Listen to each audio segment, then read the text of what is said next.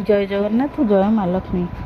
माँ दुर्गांकर एही शरतकालीन पूजा बा शारदीय पूजार नवरात्रिटी माँकर अत्यंत प्रिय।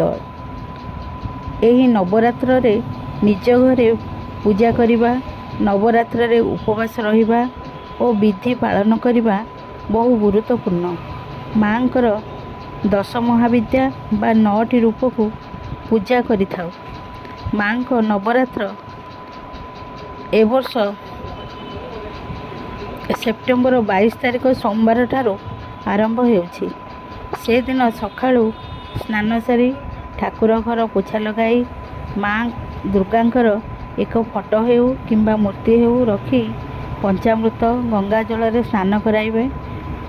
नुआ वस्त्र पिंधाई फूल चंदन सिंदूर रे माँ को सजाई देबे। किंतु माँ को पाखरे एक कलश स्थापन करिवे। माँ को नाम रे से कलशटी स्थापन करिवे।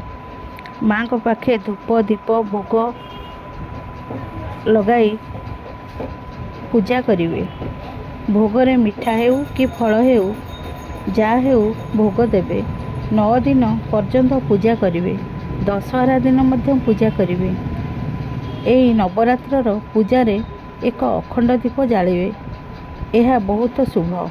एही नवरात्र जो माने करिवे समस्ते करवा कथा।